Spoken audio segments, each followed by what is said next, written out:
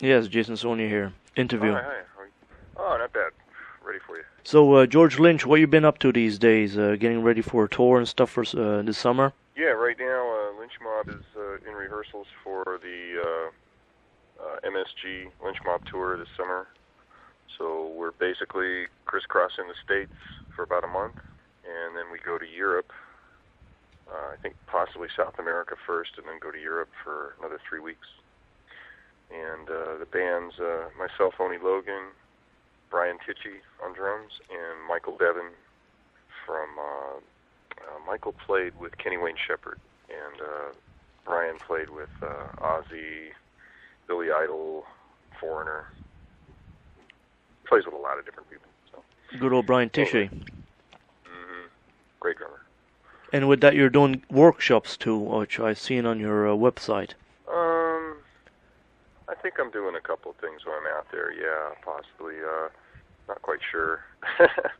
I usually do that sort of thing, like a lot of people do nowadays. You know, we do VIP signings or clinics. We're doing a meet and greet in New York, Farmingdale, New York, I believe it is. Yeah. And occasionally, if we do a show without Oni, because singers just can't do that many shows in a row, we have another project that we do. It's just basically the band without Oni, and Michael and Brian sing, and we do cover stuff and jam. It's called Drunk and Beautiful. And you guys keep busy with that also? Well, we do. If we're out on tour with Lynch Mob and we have too Okay. many shows in a row for Oni to sing, we fill in that show and we do it not as Lynch Mob, but as Drunk and Beautiful, which is the name of our band without Oni. Yeah, and where do you guys pick out the cover tunes to do this? I just sit around in rehearsal, and these guys know everything, so we're doing 10 Years After, and Zeppelin, and Deep Purple, and whatever, Sabbath, and whatever we feel like doing. Should be really interesting seeing you play these guitars in your way, these cover songs. Yeah, I mix it up. I mean, I don't play it like a cover band. I play it like I make it my own, Pretty fun. Then it gets that extra for the fan that, never probably heard that song by you.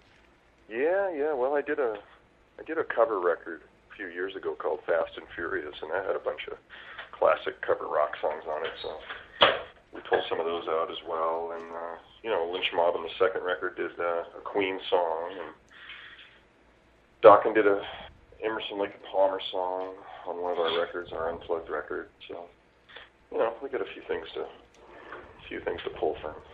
And George, tell me a little bit of Souls of We. Well, that's going through a little bit of transformation. We had actually recorded the record. We wrote all the songs in 10 days. Mm-hmm. Recorded it all in 2 weeks. The music, not the vocals. And then we had a parting of ways with singer London LeGrand, and we got we replaced him with Will Martin from Earshot. And I'd always loved Will's voice and his writing abilities, and when he was in Earshot, and I'd always wanted to play with him. And we've been working together for a few months, and it just didn't work out. So we are now trying to figure out what we're going to do with the project. We've got a couple of singers in the pipeline. So we're waiting to see which direction we're going to go in with that. And then the record will be coming out first of the year, 2011. I see on your website you have some of your classic guitars that you're making again with some paint jobs and stuff, and which you do yourself. Well, they're a little more involved than paint. Yeah. I mean, I build these things. Some of them are built off of ESP frames, and the others are built from the ground up. Some of them are modified signature models, and others are just blank bodies and necks, and or build the necks myself. I wind the pickups myself. Mm-hmm. I carve them out, and that's the most work that involved in them is that they're heavily routed and carved. And that requires quite a bit of work, and then I inset bones into them and other materials, and set the guitars on fire and paint them, and distress all the metal and hand wind the pickups, as I said. And sometimes I install preamps, and I put kind of interesting new old stock pieces of hardware like old German Floyd Rhodes, non-tunable, or I've got a few pickups left over from the 80s and early 90s, like early Dokken distortion prototypes that I used on my Dokken records. I have a couple of those that'll, you know, per a customer's request, I'll install that in the guitar. I'll custom wind a pickup specifically for that guitar, and then I engrave all the metal. You know, like I'll put the name of the guitar, which is one of the models we have is the Headhunter, so I'll engrave Headhunter on the pickup cover and then just stress it. So throughout the 80s, you've kept a lot of spare parts. Yeah, just had them left over from the decades of playing. You know, I just never thought about it. I thought, well, I'd always maybe want to, you know, keep this pickup to use to model another pickup after, or install it in a guitar. And that's when I started building guitars last year. I just sort of common sense to put them in the guitars I'm building. You know, for people that were fans of my music in the 80s, you know, and say, hey, you can have the actual pickup that I used back then. You know, that's a pretty awesome thing for some people. So. Guaranteed. And the other pickups that I make now, I wind them specifically for each guitar. They're all unique, hand wound on an old hand winding machine. I've got some of the magnets and wire that's new old stock stuff from back in the 50s and 60s. Mm-hmm. So yeah, it's a lot of fun, and people can check it out at MrScaryGuitars.com. Another thing too, on your Smoke and Mirrors Lynch Mob album, what type of amplification did you use on that and guitars? I used a lot of different things. The two amps that I really favored is my Lynch boxes, which are Randall, and another amp I used was one of the first Soldanos ever made. I got the sixth Soldano SLO 100 ever made, and that was that's what I used on Wicked Sensation, and so between those two, it was basically covered everything, and then a combination of the Randall cabinets with the Eminence Super V speakers and my old high watt cabinet from late 60s high watt cabinet with Thane speakers, and guitars. I used quite a few guitars. I think for the rhythm tracks, I did 2 tracks of rhythm. One being the Super V, mm-hmm. you know, ESP Mahogany Super V on one side, and then the other side I would do the I've got a ESP Telly. It's like kind of a reissue, you know, made of the same wood and old pickups and everything, like an old Telly Esquire actually. And that would be the 2 sides of the rhythm. And then for solos, I don't quite remember. I think a lot of it was the Telly, and a lot of it was the Tiger as well. That was the bulk of it. And when you do record, like, and you mic your system, are you playing quite hot in the studio? 1 or 2 cabinets, 2 heads, but yeah, loud. Yeah, definitely. But it's not like, you know, I have a wall of stuff up there, but a couple of cabinets, sometimes just one, and then double track it or quad track it. But for miking, standard SM57 mostly on the miking of this part. I have a custom wound 57. That's sort of to Eddie's specs. He has a custom wound one too, and then I have a Royer RE121. That I offset and use that in conjunction with the 57. And these ribbon mic. And these microphones stay basically in your studio. They don't go on the road with you. No, they don't go on the road. No, on the road I just use whatever they got, basically. Usually 57. Question here for Under Lock and Key album, the Dokken record you recorded. What guitar tones would you've had there and amplifiers for that album? That was a combination of a lot of things. That was 16 mics, I remember that, and some of my early 70s Marshalls, aluminum face Marshalls, and I think I had some Laney AOR heads in the mix, and then I sidechained my little 4-track recording setup through a DI, which was a Rockman X100 Mm-hmm. into, with a Boss GU7 EQ and some kind of overdrive, and that went into a Fostex X15 4-track cassette recorder, which then went in, and an old Echoplex, gray tube Echoplex, and that went into a DI and sidechained, and that got mixed into the big amp sound. Where did you develop that technique to do just like that? Well, I used that setup, that small setup I just explained to you, to record demos. Okay. And I really liked the sound of it. And so I just, once we got our big rig sound up, I asked Michael Wagner, the engineer, let's try this. Well, I insisted that we try it. And he goes, whatever. And so we tucked that in, and actually it was just kind of a happy accident. It added a lot. I mean, on its own, it would sound like shit, but when you mixed it in with the big sound, it did a thing to it where it kind of filled it in and gave it it just made it huge. I don't know why it worked, but it did. It made a originality tone also that nobody can duplicate. Yeah, well, you can duplicate it if you get Michael Wagner. Yeah, because I remember listening to some, I think it was Skid Row records that he did, or a Skid Row record, and same guitar tone, pretty much. Really? Which you've learned from you. Well, Michael really, I think, was between him and I, the chemistry that we had. We sort of had a guitar thing that we figured out. He was a great engineer, great guitar engineer. I mean, just worked with. I think one of the first bands he did was Accept. Mm-hmm.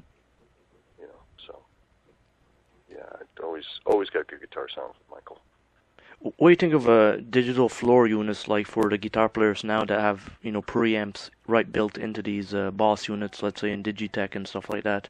Well, some of them are better than others. I have yet to try the Axe system, which I do want to try. I know the guys in Meshuggah use that, and I was talking to Neil Sean, played a gig with him out in Texas, and he had one and it sounded great. But the one I use is was my own, which is the Zoom G2G, mm-hmm. which I modeled myself in the studio, my own home studio, and what we did is just sample all kinds of different amps and guitars and effects, old vintage stuff, that hardly anybody could actually afford, and crammed all that into burned all that into a chip, and it was, they got real close. I mean, for a $120 unit, it's phenomenal. It's a lot of fun for direct recording and demoing and practicing. It's amazing. To sample all this work, I'm sure it took a long time to do. Well, it did. I think that was the better part of a year in development. I mean, spending a lot of time in the studio sampling those things and getting them just right. I mean, we went to tape and, the right mic placement and the right mic pre's and compression and filters and all that kind of stuff. We had real high-end stuff, Pultec and Fairchild compressors and 1176s and LA2As and Neve mic pre's. And, yeah, so, it's a combination of everything. It's just, but, it was a lot of work, but I was very happy with the end result. Do you have a lot of songs, let's say, that we've never heard yet, that is still yet to be released in your collection of Lynch Mob? Absolutely. I mean, I write all the time. It's not just like I write because I have a reason to write. It's, music is always spinning around in your head, and mm-hmm. go in and create something. You may not have a record to write right now, but it just sits there. And I've had projects that I've worked on that I was hoping would become bands or records that never materialized, so I've got all that tucked away on my hard drives, and hopefully it'll get used someday for something. A lot of it I use when I do clinics, let's say, and I'll go out and they won't have a band for me, so I'll just bring a CD or put it on my iPhone and play along to it, and that's a lot of times I use it for backing tracks. And when you go on the road, do you sometimes write stuff like that onto your computer? Oh, absolutely. Yeah, yeah. Yeah, in fact, Brian, the drummer, and I are working on a song right now called Everybody Sucks But You, or Everybody Sucks Compared to You. And it's actually a country song. Interesting. Yeah. Well, that's great, George. And this summer you're going to be keeping really busy with these tours and some merchandise, I'm sure. I hope so. Because, yeah, I'm just approving before you called me. I've got my own shirt that I'm going to be bringing with me. It's pretty awesome. It's kind of a Western motif shirt, and it's very distressed, and old Western lettering, and a picture of me on stage, and this and that, and I have the language that I have down at the bottom is "Sons of Scary." I don't know what that means, but it's pretty cool. Yeah, I'm pretty excited about it. I just kind of approved it right before you called. So. Well, that's good. Means the merchandise is coming along fine. Yeah, well, it always helps on the road, when you're touring at this level. I mean, sometimes your merch can really save the day, when you're out there trying to get from point A to point B. It really does help cushion the blow, when you're out there working hard and you can sell some merch. It really does contribute to the pot, So. For sure. We work hard at that. We go out and sign every night and hang out with the fans and sign T-shirts and CDs, whatever we need to do. A lot of the fans must be really happy to have George Lynch to sign some autographs too. Apparently, yeah, because people line up for that, and it's, that's one of the things about playing clubs and theaters and House of Blues and things like that is they're small enough to where you can mix it up with the fans pretty easily. Where in an arena context, it's much more difficult to do that, or impossible. You can't meet 5,000 people. Usually not. Be there all night. All night and miss the next concert. Yeah, that was the problem. I was doing these VIP signings a few years ago in the back of the bus, and people would line up, and they'd get a T-shirt and a guitar lesson and a Polaroid snapshot signed and some other swag. I can't remember. And people would line up around the bus, and there'd be some nights when we had good turnouts where I'd be sitting there, because I like to spend 15, 20 minutes with everybody, just, make it feel like they, we got to hang out a little bit. So it'd take me all night to get through the crowd, and the bus wouldn't get to leave until the sun came up, and then, of course, we've got a 10-hour drive, and we got to get to the next show for load-in at 2 in the afternoon. Yeah, we stopped doing that, because it just made it logistically impossible to make show the next day. So it shows that you care about your fans also, though, that you did do that. Yeah, I hope so. I mean, I'm out there to work and promote the record, and so why not? I mean, what else am I going to do? Sit around and watch DVDs? Well, George, been a pleasure talking to you, and wish you luck and success this summer with Lynch Mob. Oh, where are you at? What city? Nova Scotia, Canada. Oh, okay. Well, I don't know if we're going to be anywhere around you. We'll be in New York, but that's probably as close as we can get to you. That's the closest, yes. Well, hopefully we'll make it up to Canada one of these days. Well, that'd be awesome. Awesome. All right. Well, George, have a good one. Thank you so much. You're welcome. Yeah, thank you. Okay, talk to you later.